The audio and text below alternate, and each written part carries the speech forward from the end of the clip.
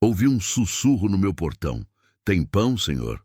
Era uma viúva com 2 filhos famintos. Eu, um fazendeiro sozinho, podia virar o rosto, mas abri o portão.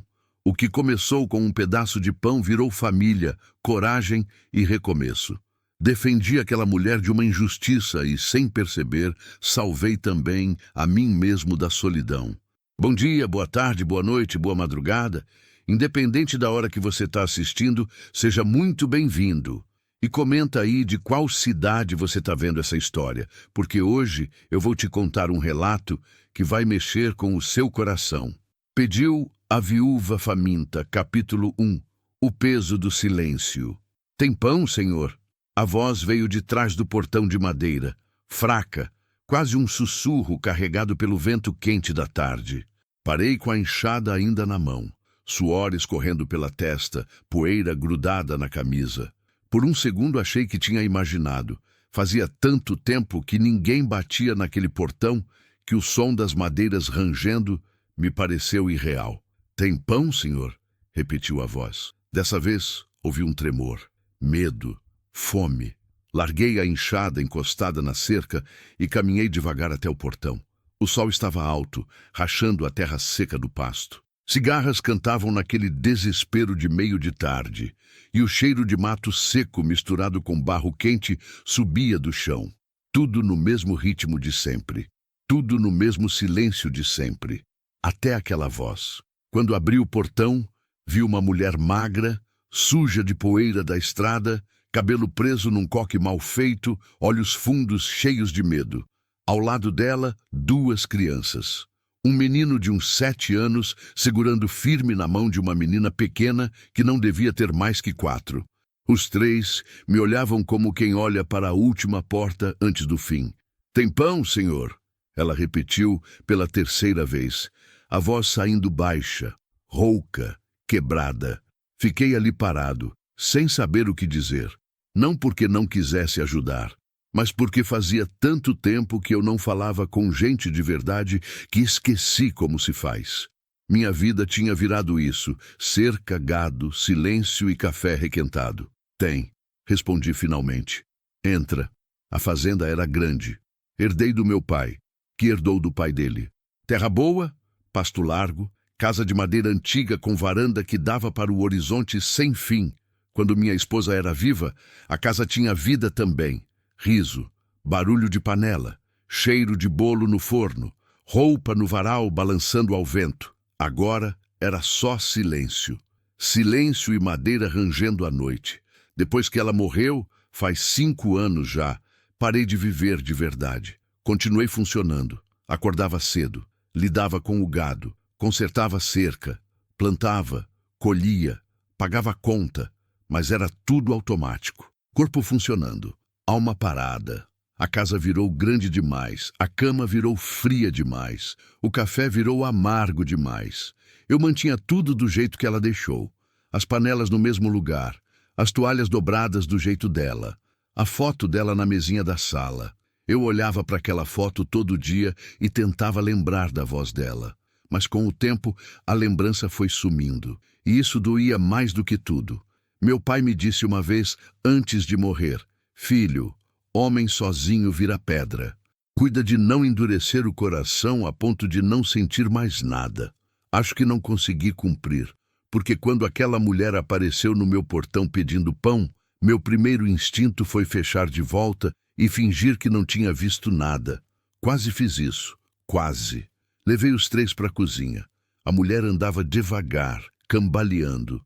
As crianças grudadas nela como se fossem soltar e desaparecer. O menino me olhava com desconfiança. A menina choramingava baixinho. Botei pão na mesa, manteiga, um resto de queijo, café quente. Eles comeram como quem não via comida há dias, sem falar, só mastigando devagar, como se precisassem fazer durar. A mulher comia e chorava ao mesmo tempo, limpando as lágrimas com as costas da mão suja. Obrigada, ela disse, a voz ainda fraca. Obrigada, senhor. Não precisa agradecer. Respondi sentado do outro lado da mesa, olhando sem saber direito o que fazer. Fiquei observando. Reparei que a roupa dela estava rasgada na barra, que o menino tinha um machucado no joelho, que a menina tinha olheiras fundas demais para a idade dela. Vocês vieram de longe? Perguntei, só para quebrar o silêncio. Ela assentiu, engolindo um pedaço de pão. De Anápolis, a pé. Anápolis ficava a mais de 100 quilômetros dali. A pé? Repeti, sem acreditar.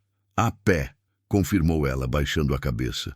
Não tinha outro jeito. Não perguntei mais nada. Sabia que se ela tivesse vindo a pé com 2 crianças pequenas, carregando só a roupa do corpo, era porque estava fugindo de algo, ou de alguém. E eu sabia também que não era da minha conta, mas uma parte de mim, aquela parte que meu pai alertou para não endurecer, começou a amolecer. Depois que comeram, a mulher me pediu licença para lavar o rosto. Mostrei o banheiro. Ela levou as crianças junto. Ouvi o barulho da água correndo. Ouvi ela chorando baixinho lá dentro. Fiquei na varanda, olhando o sol começar a descer. A luz ficava dourada no fim da tarde. Bonita. Triste também. Pensei na minha esposa. Pensei em como a vida tinha ficado vazia depois dela. Pensei em como eu tinha me acostumado com o vazio. Como tinha aprendido a acordar todo dia, sem esperar nada. Sem querer nada, só deixando o tempo passar. Mas agora, de repente, tinha 3 pessoas na minha casa. 3 pessoas que precisavam de mim. E eu não sabia se ainda era capaz de ser precisado. Quando a mulher saiu do banheiro, o rosto ainda molhado, os olhos vermelhos, ela veio até a varanda. Ficou ali parada, sem saber o que dizer. Posso perguntar seu nome? Falei, quebrando o silêncio. Ana, respondeu ela, a voz ainda rouca. E os meninos são João e Maria. Nomes simples, brasileiros, verdadeiros. Eu sou Joaquim, disse. Essa fazenda é minha. Faz tempo que moro sozinho aqui. Ela olhou para mim e naquele olhar vi algo que reconheci. Solidão. Não era só fome.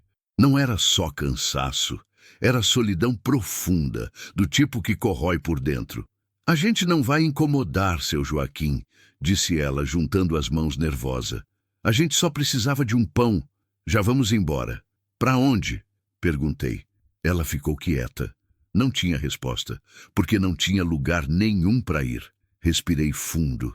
Olhei para o horizonte, para o céu que começava a ganhar tons de laranja e rosa. Pensei no que meu pai teria feito. Pensei no que minha esposa teria feito. E então disse, fica, pelo menos essa noite. Amanhã a gente vê. Ana me olhou como se não tivesse entendido direito, como se fosse bom demais para ser verdade. O senhor tem certeza? Não tinha, mas assenti mesmo assim. Tenho. Fim do capítulo 1. Quer que eu continue com o capítulo 2? Continue 04, com Core Tools, Orchestrated Character Development and Narrative Tension, Progression, o usuário. Quer que eu continue com o capítulo 2.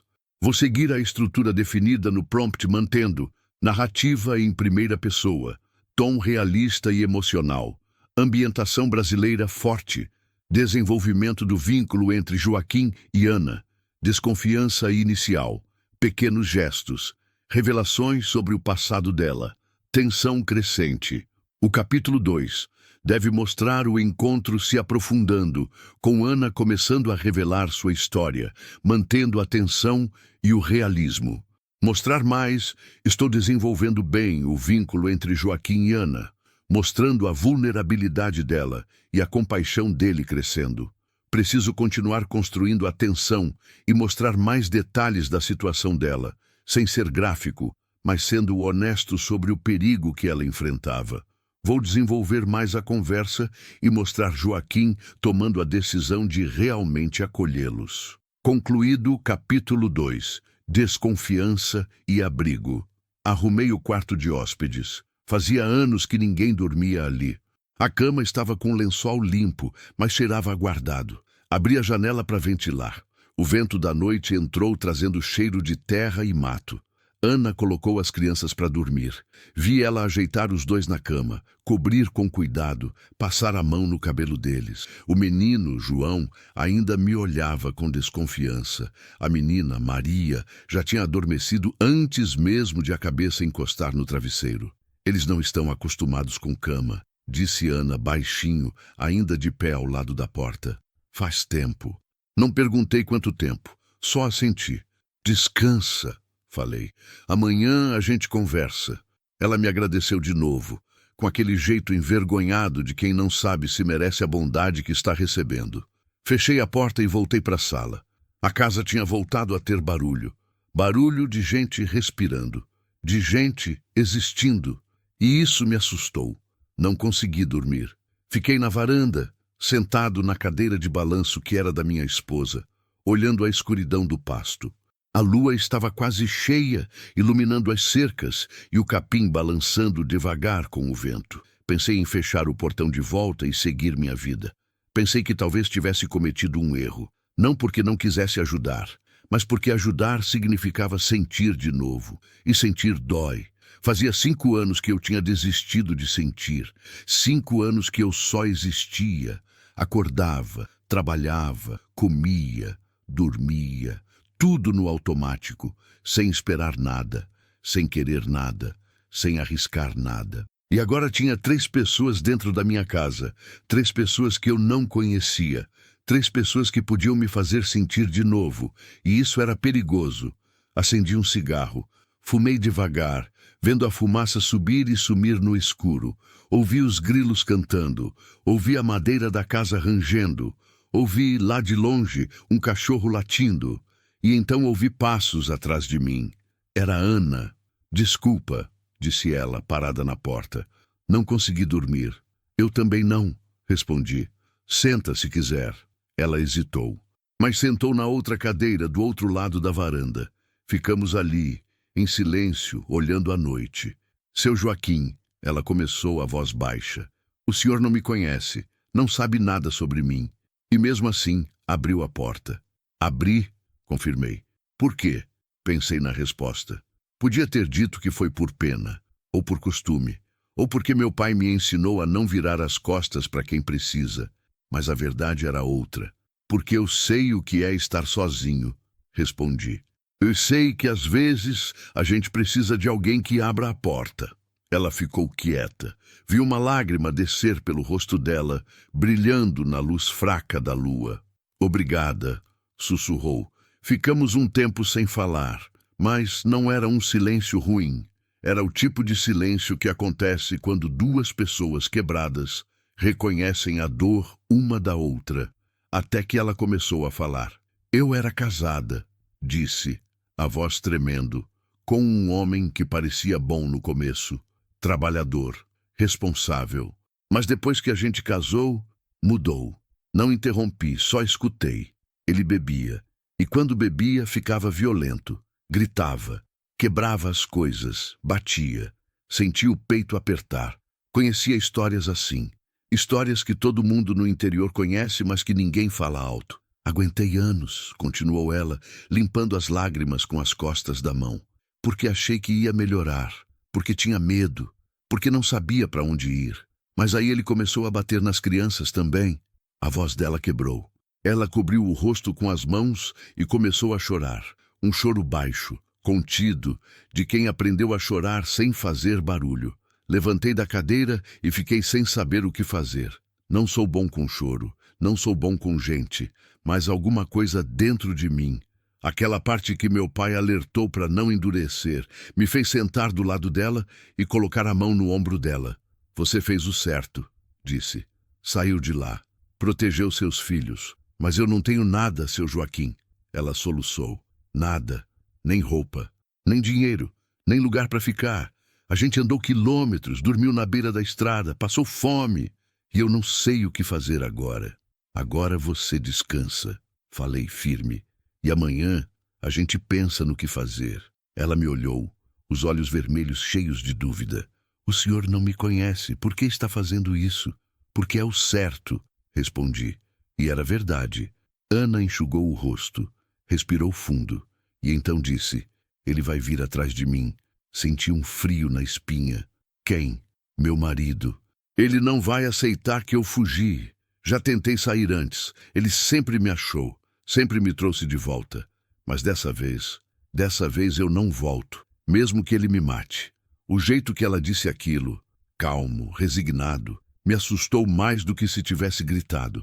Ele sabe para onde você foi? Não, eu não disse nada para ninguém. Peguei as crianças de madrugada e saí andando. Vim para esse lado porque sabia que ele não ia procurar aqui. Ele acha que eu ia para a casa da minha mãe, em Goiânia. Mas eu não tenho mais mãe, não tenho mais ninguém. Engoli seco. A situação era mais grave do que eu imaginava. Não era só uma mulher precisando de ajuda, era uma mulher fugindo pela vida. Quanto tempo você acha que tem antes dele começar a procurar? Perguntei. Não sei, ele estava viajando a trabalho. Deve ter voltado ontem ou hoje. Quando viu que eu não estava, ela tremeu. Ele deve estar furioso. Ele é violento a ponto de fazer o quê? Ela me olhou nos olhos. Tudo, seu Joaquim. Ele é capaz de tudo. Fiquei ali, sentado, processando aquilo. Sabia que se eu mandasse ela embora de manhã, estaria assinando a sentença de morte dela e das crianças. Mas se eu deixasse ela ficar, estaria me metendo numa situação perigosa. Numa situação que podia trazer problema para minha porta. E eu tinha passado 5 anos evitando problemas, evitando sentir, evitando viver. Até que uma voz dentro de mim, a voz do meu pai, talvez, ou da minha esposa, disse: e se fosse você precisando de ajuda? E se fosse alguém que você amava? Respirei fundo. Você fica, disse firme. Fica aqui, o tempo que precisar. Até você se recompor, até arrumar um caminho. Eu não vou te mandar embora. Ana me olhou como se tivesse visto um anjo. Mas, seu Joaquim, o senhor não entende o perigo. Entendo, interrompi. Entendo que você está com medo. Entendo que tem alguém perigoso te procurando. Mas entendo também que se eu te mandar embora agora, não vou mais conseguir dormir em paz, sabendo o que pode acontecer com você e com essas crianças. Ela começou a chorar de novo, mas dessa vez não era desespero. Era alívio. Obrigada, disse a voz quebrada. Obrigada, seu Joaquim. Eu não sei como vou retribuir isso, mas... Não precisa retribuir nada. Cortei. Só descansa. E amanhã a gente vê como organizar as coisas. Ela voltou para o quarto. Eu fiquei na varanda até o sol começar a clarear o horizonte. Fumei mais 2 cigarros. Tomei um café frio. E pensei em tudo que tinha acabado de prometer. Sabia que tinha acabado de mudar minha vida. Sabia que tinha acabado de abrir a porta para algo que não controlava. Mas pela primeira vez em 5 anos, senti que estava fazendo algo que importava. Algo que fazia sentido. Olhei para a foto da minha esposa na mesinha da sala. Ela sorria naquela foto. Um sorriso bonito, cheio de vida. Acho que você ia gostar dela, murmurei como se ela pudesse me ouvir. Acho que você ia entender. E então, pela primeira vez em muito tempo, senti uma pontinha de esperança. Pequena, frágil, mas real. Fim do capítulo 2. Continuo com o capítulo 3. Continuo Zé 4, The Case in Architected Narrative Progression, Deepening Character Bonds and Foreshadowing Conflict. O usuário quer que eu continue com o capítulo 3. Preciso manter o ritmo da narrativa, desenvolvendo o vínculo entre Joaquim e Ana, mostrando a desconfiança gradual diminuindo, pequenos gestos de cuidado, e começar a construir a tensão que vai explodir no capítulo 4. Vou focar em primeiros dias de convivência, pequenos gestos e silêncios significativos. As crianças começando a confiar, Ana ajudando na fazenda. Joaquim redescobrindo o que é ter companhia. Algum sinal de ameaça no final do capítulo para preparar o capítulo 4. Diálogos naturais, realistas. Emoções contidas, mas profundas. Detalhes sensoriais do interior brasileiro. Mostrar mais. Concluído. Capítulo 3. Pequenos gestos. Os primeiros dias foram estranhos. Não ruins. Só estranhos.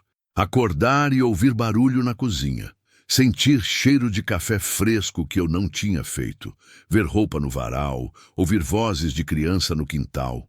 A casa tinha voltado a respirar. Ana não ficou parada.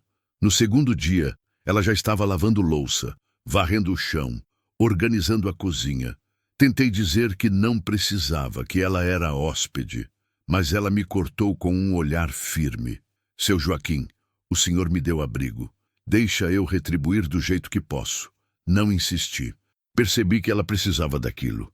Precisava se sentir útil. Precisava sentir que não era só peso. João e Maria ficaram mais à vontade também. O menino ainda me olhava com certa desconfiança, mas já não se escondia atrás da mãe toda vez que eu chegava perto. A menina tinha começado a me dar bom dia com a voz fininha, pequenas coisas, mas que mudavam tudo.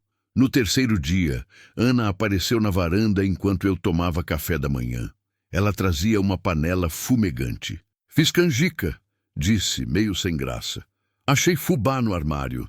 Espero que não se importe. Servi um prato. O cheiro me levou direto para a infância, para a mesa da minha mãe, para domingos de sol. Comi devagar. Estava quente, doce na medida, perfeita. Está muito bom, falei, e vi o rosto dela se iluminar um pouco. Minha mãe me ensinou, disse ela, sentando do outro lado da mesa. Ela dizia que comida boa cura qualquer tristeza. Sua mãe era sábia. Ana sorriu, um sorriso pequeno, mas verdadeiro. O primeiro que vi nela desde que chegou. Ficamos ali, comendo em silêncio. Não era aquele silêncio pesado de solidão, era o silêncio confortável de quem não precisa preencher o vazio com palavras. Seu Joaquim, ela disse, depois de um tempo. Posso perguntar uma coisa? Pode. O senhor tem família? Filhos? Senti o peito apertar. Coloquei o prato de lado e olhei pela janela. Tive uma esposa, respondi, a voz saindo mais rouca que o normal. Ela morreu faz 5 anos. Câncer. Rápido demais. Não deu tempo de me preparar. Sinto muito. Filhos a gente nunca teve. Ela não podia. Tentamos por anos, mas não veio. E depois que ela morreu, a casa ficou assim, vazia. Ana ficou quieta. Depois colocou a mão em cima da minha, no meio da mesa. Um gesto simples, rápido, mas que disse mais que 1000 palavras. A gente se acostuma com a solidão, murmurei. Mas nunca deixa de doer. Eu sei, ela disse baixinho. Eu sei. E eu soube que ela sabia mesmo. Porque os olhos dela carregavam a mesma dor que os meus. Naquela tarde, levei João comigo para vistoriar o pasto. Ele veio sem reclamar, mas ainda quieto. Caminhamos lado a lado. Eu com o chapéu protegendo do sol. Ele de boné velho que eu tinha arrumado para ele. Gosta de roça? Perguntei, só para quebrar o gelo. Ele deu de ombros. Nunca morei em roça, só na cidade. E está gostando? Ele olhou para o horizonte, para o verde infinito, para o céu azul sem fim. É quieto, disse, mas é bom. Não tem gritaria. O jeito que ele disse aquilo me partiu o coração, porque entendi o que ele quis dizer. Quieto era bom porque significava paz. Significava que ninguém estava brigando, ninguém estava batendo, ninguém estava chorando. Seu Joaquim, ele disse depois de um tempo. O senhor vai deixar a gente ficar?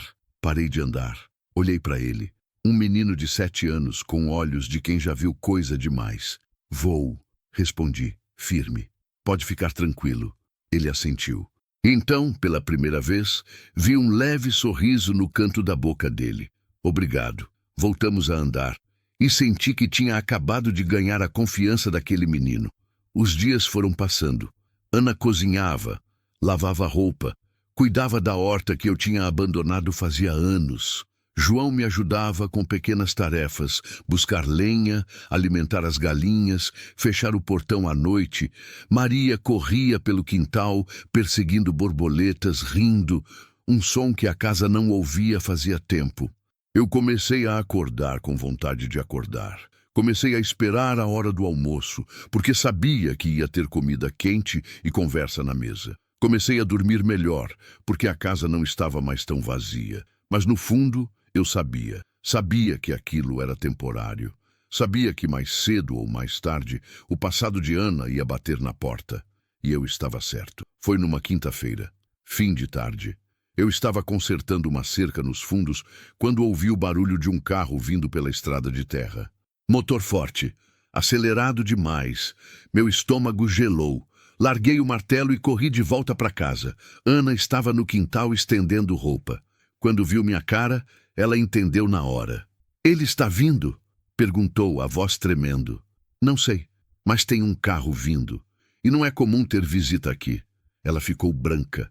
Chamou as crianças aos gritos. João, Maria, para dentro, agora! Os dois correram para dentro da casa.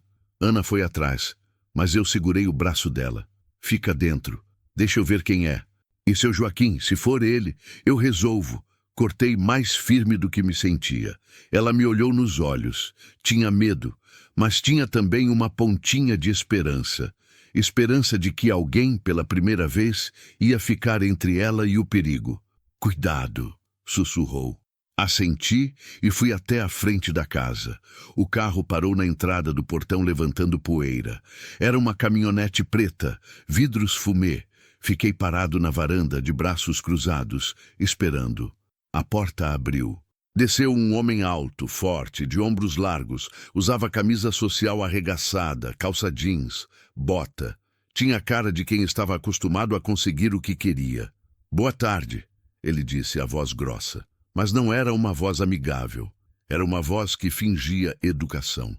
Boa tarde, respondi, seco. Tô procurando minha mulher, Ana, e meus 2 filhos. Você viu eles por aqui? Meu coração disparou, mas mantive a cara fechada. Por que acha que eles estariam aqui? Ele deu um sorriso torto. Um sorriso que não chegava nos olhos. Porque eu já procurei em todo canto, e esse é o último lugar que sobrou para procurar. Então vou perguntar de novo, com educação. Você viu minha mulher e meus filhos? Não. Menti, olhando firme nos olhos dele. Ele me encarou, tentando ler, tentando ver se eu estava falando a verdade. Tem certeza? Tenho. Ficamos ali, medindo um ao outro. Ele era mais novo que eu, mais forte também. Mas eu tinha uma coisa que ele não tinha. Motivo para proteger. Olha aqui, velho. Ele disse, perdendo a paciência. Se você está escondendo minha família, é melhor entregar agora. Porque se eu descobrir que você mentiu para mim, volto aqui e... E o quê? Cortei, dando um passo à frente. Vai fazer o quê? Ele ficou surpreso. Não esperava que eu retrucasse. Não me testa, ele rosnou. Estou te dizendo a verdade. Não vi sua mulher. Não vi suas crianças. Agora sai da minha propriedade. Ele ficou me encarando, pu nos meus dedos tremendo, mas não recuei. Depois de um tempo que pareceu eterno, ele cuspiu no chão e voltou para o carro. Se eu descobrir que você mentiu, eu volto, ameaçou antes de entrar. Acelerou, levantando poeira e sumiu estrada abaixo. Fiquei ali parado, suando frio, coração batendo descompassado, pernas bambas. Tinha acabado de mentir para um homem perigoso e sabia que ele ia voltar. Fim do capítulo 3. Continuo com o capítulo 4. Continues o 4. 18. Architected Escalating Tension Narrative with Atmospheric Dread. Usuário quer que eu continue com o capítulo 4. Seguindo a estrutura do prompt, este capítulo deve ter aflição crescente, clima, temporal violento, noite fechada, medo e ameaça, tensão dentro da fazenda. Pelo menos 2 momentos de alta tensão, medo físico e emocional, suor frio, mãos tremendo, respiração curta, etc. Escolhas difíceis do fazendeiro. Vou criar um capítulo tenso, com o clima fechando, temporal, a ameaça do marido rondando e momentos de decisão difícil para o fazendeiro. A tensão deve crescer progressivamente até o clímax que levará ao capítulo 5. Mostrar mais concluído, capítulo 4. A tempestade. Quando entrei na casa, Ana estava encostada na parede da cozinha, pálida, tremendo.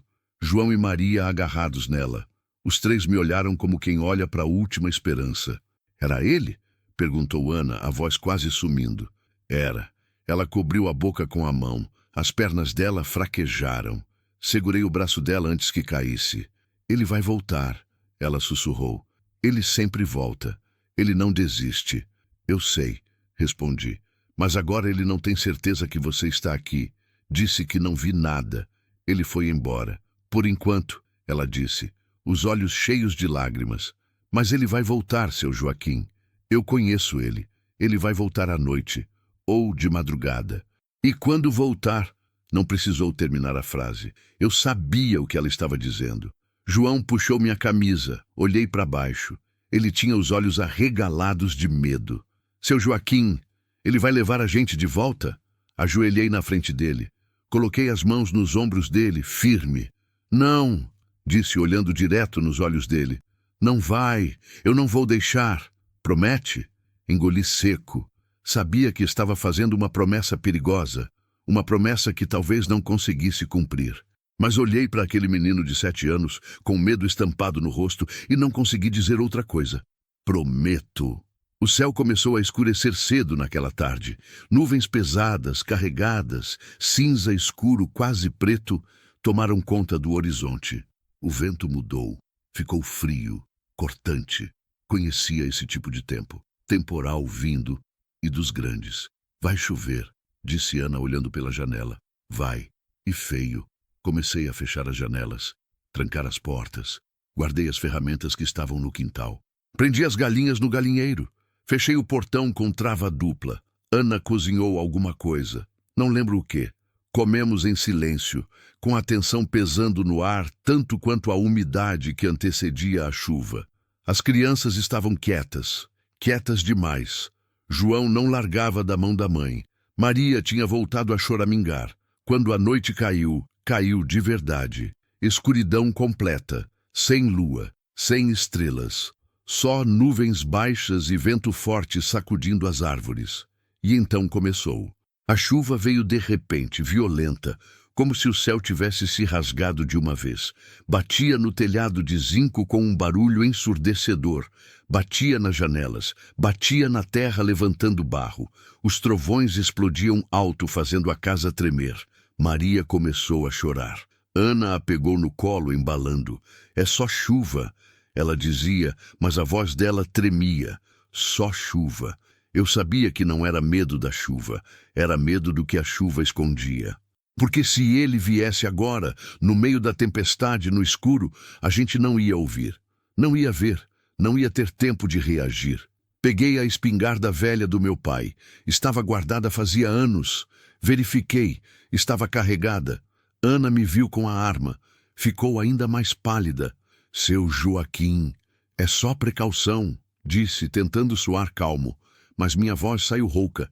Sentei na cadeira de frente para a porta, espingarda no colo, coração batendo forte, ouvindo a chuva, os trovões, o vento, e tentando ouvir além disso, tentando ouvir um motor de carro, passos, qualquer coisa.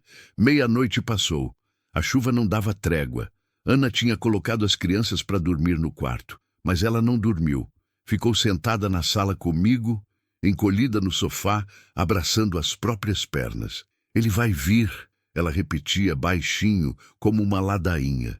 Ele vai vir, eu sei que ele vai vir. Talvez não, tentei acalmar. Talvez a chuva segure ele. Ela balançou a cabeça. Você não conhece ele. Chuva não segura, nada segura. Quando ele decide uma coisa, ele vai até o fim. Ana, eu nunca devia ter vindo aqui. Ela disse, a voz quebrando. Nunca devia ter colocado o senhor nessa situação. Eu trouxe o perigo para sua casa. E agora? Agora nada. Cortei. Você fez o certo. E eu também. E se ele vier, eu lido com isso. Como? Ela me olhou desesperada. Como o senhor vai lidar com um homem que não tem medo de nada? Que não tem limite? Não respondi, porque não sabia a resposta. Só sabia que não ia entregar ela, não ia entregar aquelas crianças, mesmo que custasse tudo. 2 da manhã. A chuva tinha diminuído um pouco. Agora era uma cortina constante, monótona. E então ouvi um barulho, lá fora, diferente da chuva. Motor. Levantei num pulo. Ana também. Ela levou a mão à boca, sufocando um grito. É ele! Sussurrou. É ele! Corri até a janela. Espiei por uma fresta. Vi os faróis cortando a escuridão. A caminhonete preta parada do outro lado do portão. Ele tinha voltado. E dessa vez, ele não ia aceitar um não como resposta. Ana, leva as crianças para o quarto dos fundos. Ordenei, tentando manter a voz firme. Tranca a porta. Não sai de lá até eu dizer. Seu Joaquim, ele vai. Vai! Gritei mais alto do que pretendia. Ela correu, ouvi ela acordando as crianças, arrastando elas para o fundo da casa. Eu fiquei ali, espingarda nas mãos, mãos suando frio, coração martelando no peito. A porta do carro abriu. Ele desceu. Dessa vez trazia algo na mão, um pedaço de madeira ou uma barra de ferro. Não dava para ver direito no escuro. Ele foi até o portão, chutou, uma vez, duas, três. Eu sei que ela tá aí, gritou, a voz rasgando a noite. Eu sei que você mentiu. Respirei fundo. Abri a porta da casa, fiquei na varanda, debaixo da chuva que ainda caía, apontando a espingarda para ele. Sai da minha propriedade, gritei de volta. Ou eu atiro. Ele riu, um riso sem humor, cheio de raiva. Você não vai atirar, velho. Você não tem coragem. Testa para ver. Ele parou de rir, me encarou. Mesmo no escuro, eu sentia os olhos dele cravados em mim. Última chance, ele disse, a voz baixa, perigosa. Entrega minha mulher, entrega meus filhos e eu vou embora. Eles não são seus, respondi firme. Eles não são propriedade e você não leva ninguém daqui. Quem você pensa que é? Ele explodiu. Ela é minha mulher, minha. Eu faço o que eu quiser com ela. Não enquanto ela estiver debaixo do meu teto. Ele começou a escalar o portão. Meu dedo encontrou o gatilho. Tremia. Tremia tanto que não sabia se conseguiria acertar. Desce daí, avisei. Desce ou eu atiro. Atira então! Ele gritou, já com uma perna por cima do portão. Atira, seu covarde! Apertei o gatilho. O tiro rasgou a noite. Não acertei ele. Acertei o portão, logo ao lado da cabeça dele. Lascas de madeira voaram. Ele caiu para trás, cambaleando, caindo na lama. Rear-me a espingarda. O barulho do ferrolho ecoou. Próximo não erra! Avisei, a voz saindo firme agora. Ele ficou ali, de quatro na lama, olhando para mim, sujo, encharcado, furioso, mas com medo nos olhos, medo de verdade.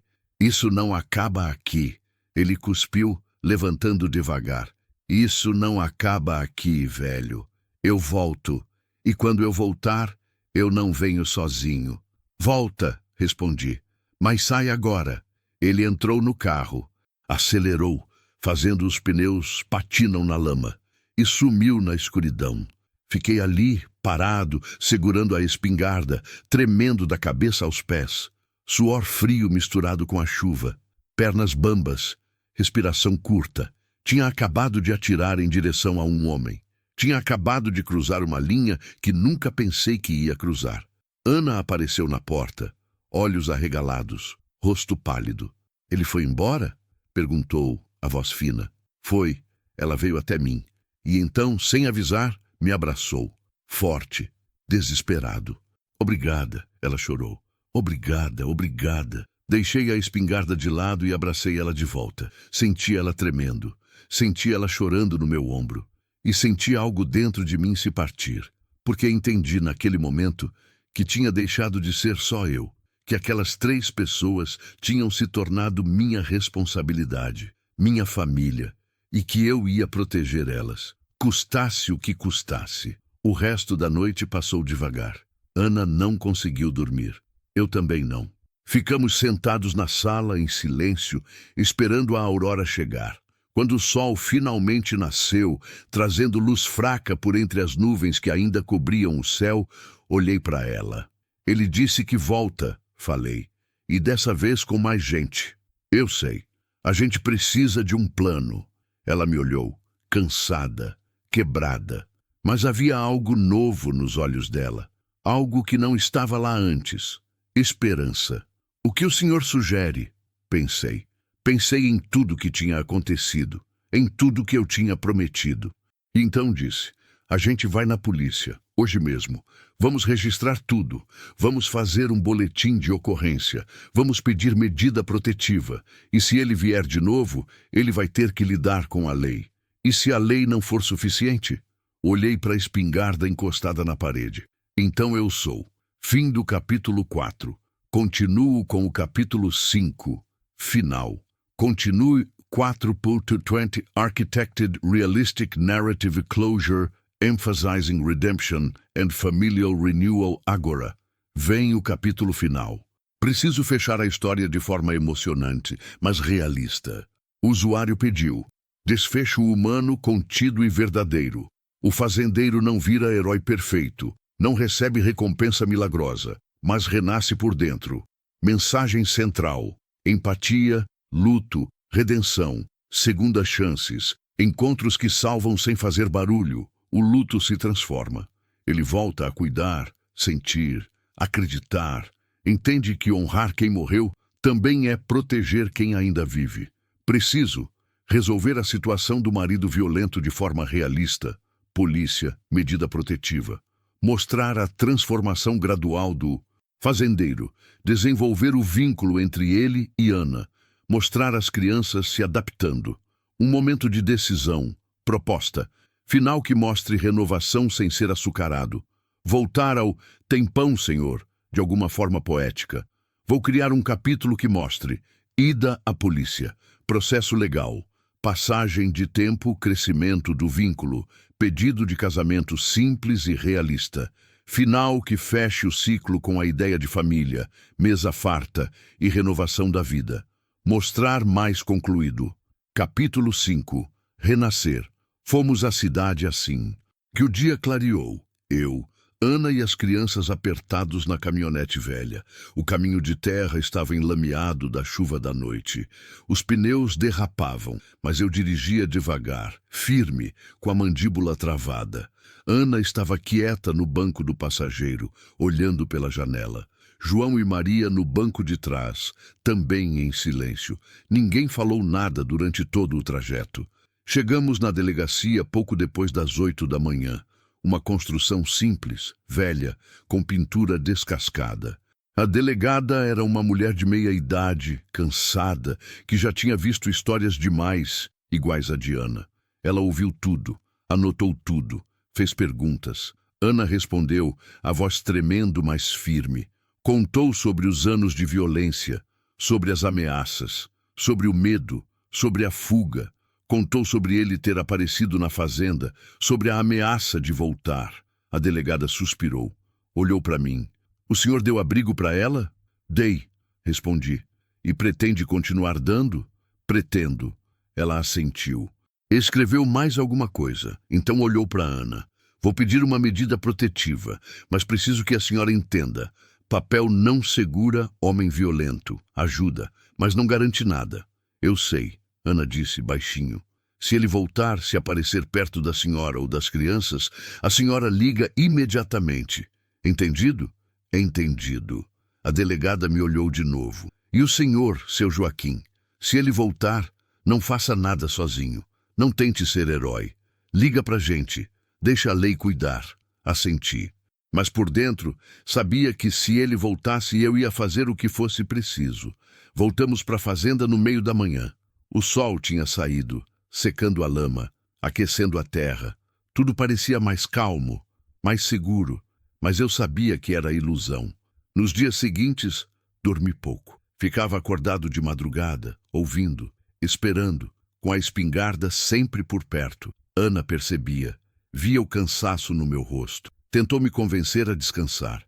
Seu Joaquim, o senhor precisa dormir. Eu durmo. Não, não dorme. Eu ouço o senhor andando pela casa toda noite. Só estou vigiando. Ela colocou a mão no meu braço. O senhor já fez demais. Já arriscou demais. Por mim, pelas crianças. Não precisa mais. Olhei nos olhos dela. Preciso sim, porque vocês são minha responsabilidade agora. Por quê? Ela perguntou a voz baixa. Por que o senhor se importa tanto com a gente? Respirei fundo. Pensei na resposta. Pensei na minha esposa, no vazio que ela deixou, na solidão que me consumiu por 5 anos. Porque vocês me fizeram sentir de novo, respondi honesto. Porque me fizeram acordar de novo. E por quê? Porque eu acho que era isso que eu precisava. Era isso que ela gostaria que eu fizesse. Ana entendeu. Não precisei explicar quem era ela. Sua esposa era sortuda, disse ela, os olhos marejados. Não, eu é que era. As semanas foram passando. Ele não voltou. Talvez a medida protetiva tivesse assustado. Talvez o tiro que dei tivesse mostrado que eu não estava blefando. Talvez ele tivesse simplesmente desistido, ou talvez estivesse só esperando o momento certo. Mas enquanto ele não voltava, a vida na fazenda ia se reorganizando. Ana tinha transformado a casa. Flores no vaso da sala, toalha nova na mesa, cortinas limpas, cheiro de comida sempre no ar. João tinha começado a me seguir para todo canto. Aprendeu a consertar cerca, a tratar do gado, a plantar. Chamava ele de meu ajudante. Ele sorria quando eu dizia isso. Maria tinha parado de choramingar. Agora corria pelo quintal rindo, perseguindo as galinhas, brincando com as flores. A risada dela ecoava pela fazenda. Era o som mais bonito que eu tinha ouvido em anos. E Ana tinha começado a sorrir de verdade. Foi numa tarde de domingo. Estávamos na varanda depois do almoço. As crianças brincavam no quintal. O sol estava suave. O vento carregava cheiro de capim. Seu Joaquim, Ana começou, meio sem graça. Posso perguntar uma coisa? Sempre pode. O senhor quer que a gente fique? Ou está só esperando a gente arrumar um jeito de sair? Olhei para ela, para o rosto dela iluminado pela luz da tarde, para os olhos dela que não tinham mais tanto medo, para a boca dela que agora sorria. E então percebi que em algum momento, entre o dia que ela apareceu pedindo pão e aquele exato momento, eu tinha me apaixonado por ela. Não foi de repente, foi devagar. Foi nos pequenos gestos, nos cafés da manhã juntos, nas conversas na varanda, nos olhares que se cruzavam, no modo como ela cuidava das crianças, no modo como ela tinha trazido vida de volta para minha casa, para minha vida. Eu quero que vocês fiquem, respondi, a voz saindo rouca. Para sempre, se quiserem. Ela ficou quieta, olhando para mim, e então perguntou-me, por quê? Porque essa casa era grande demais para mim sozinho. Porque eu passei 5 anos só existindo, sem viver. E vocês me fizeram viver de novo. Seu Joaquim. E por quê? Continuei antes que ela pudesse interromper. Porque eu me acostumei com vocês aqui. Porque eu não quero mais acordar numa casa vazia. Porque eu me importo com você, Ana. Me importo com as crianças e quero cuidar de vocês. Lágrimas escorreram pelo rosto dela. O senhor tem certeza? Porque eu venho com um passado pesado, com problemas, com 2 crianças maravilhosas, cortei, com um coração bom, com um sorriso que ilumina essa casa. Ana, eu não estou pedindo perfeição, estou pedindo companhia, família. Ela soluçou, cobriu o rosto com as mãos. Eu nunca pensei que ia encontrar alguém assim. Alguém que me tratasse como gente, como igual. Levantei da cadeira, ajoelhei na frente dela, segurei as mãos dela nas minhas. Casa comigo, disse, simples, direto. Não porque você deve alguma coisa, mas porque eu quero acordar todo dia e ver você na minha mesa. Porque eu quero envelhecer com você nessa varanda, porque eu quero ser pai dessas crianças. Ana me olhou, os olhos cheios de lágrimas, e então, pela primeira vez, vi um sorriso completo, verdadeiro, cheio de esperança. Sim, ela disse, a voz embargada. Sim, eu caso. Casamos 2 meses depois. Cerimônia simples na igreja da cidade, só nós 4 e algumas poucas pessoas. A delegada foi, alguns vizinhos foram. Eu estava de terno velho, Ana de vestido branco simples que ela mesma costurou. João e Maria eram nossos padrinhos. Quando o padre perguntou se eu aceitava Ana como esposa, olhei para ela, para o rosto dela brilhando de felicidade, e respondi, aceito. E quando perguntaram se ela me aceitava, ela olhou para mim do mesmo jeito e disse, aceito. Selamos com um beijo, simples, tímido, verdadeiro. E quando saímos da igreja, de mãos dadas, com João e Maria correndo na frente, senti algo que não sentia fazia anos. Paz. Ele nunca mais voltou. Soubemos depois por um conhecido da cidade que ele tinha arrumado outra mulher. outra vítima, e que dessa vez tinha sido preso por violência doméstica. Estava cumprindo pena. Ana chorou quando soube, não de tristeza, mas de alívio. Acabou, ela disse, deitada na minha cama. Nossa cama, naquela noite. Acabou de verdade. Acabou, confirmei, passando a mão pelo cabelo dela. E era verdade. Tinha acabado. O pesadelo tinha acabado. E a vida tinha começado de novo. Os anos foram passando. João cresceu. Virou um homem bom, trabalhador, que cuidava da fazenda comigo. Maria cresceu também. Virou uma moça bonita, cheia de vida, que estudou, formou, mas sempre voltava nos fins de semana. Ana e eu envelhecemos juntos, cabelos brancos, rugas, mãos calejadas, mas felizes. A casa que antes era vazia agora vivia cheia, cheia de barulho, de risada, de vida. E num domingo de sol, muitos anos depois, enquanto eu estava na varanda tomando café, ouvi uma voz familiar.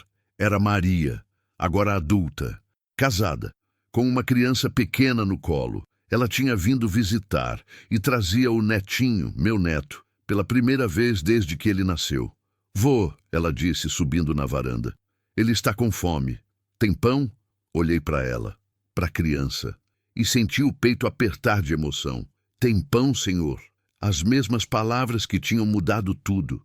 As mesmas palavras que tinham trazido Ana e as crianças para minha vida. As mesmas palavras que tinham me salvado da solidão. Sorri. Ukun, tem, respondi, pegando o neto no colo. Sempre tem. Naquela noite, sentado na varanda com Ana ao meu lado, olhando o sol se pôr sobre o pasto, pensei em tudo o que tinha acontecido. Pensei na minha primeira esposa, que eu tinha amado e perdido.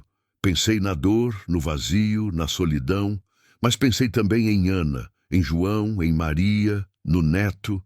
Pensei em como um simples gesto, abrir um portão, oferecer um pão, tinha mudado tudo. No que você está pensando? Ana perguntou, encostando a cabeça no meu ombro. Estou pensando que meu pai estava certo, respondi. Certo sobre o quê?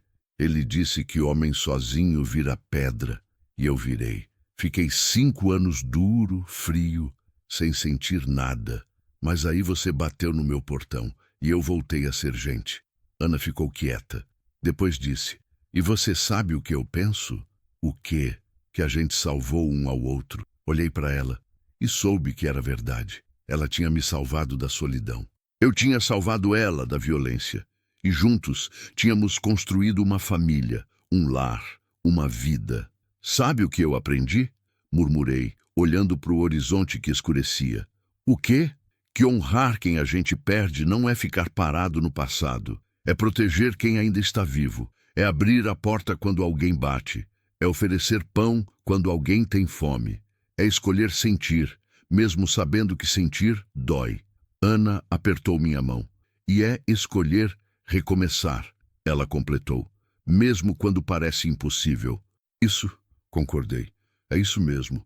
Ficamos ali em silêncio, vendo a noite cair sobre a fazenda, sobre a nossa fazenda, sobre a nossa vida, e pela primeira vez em muito tempo, talvez pela primeira vez desde que minha primeira esposa morreu, senti gratidão. Gratidão por estar vivo, gratidão por ter escolhido abrir aquele portão, gratidão por ter dito sim quando tudo em mim gritava não, porque no fim foi isso que me salvou.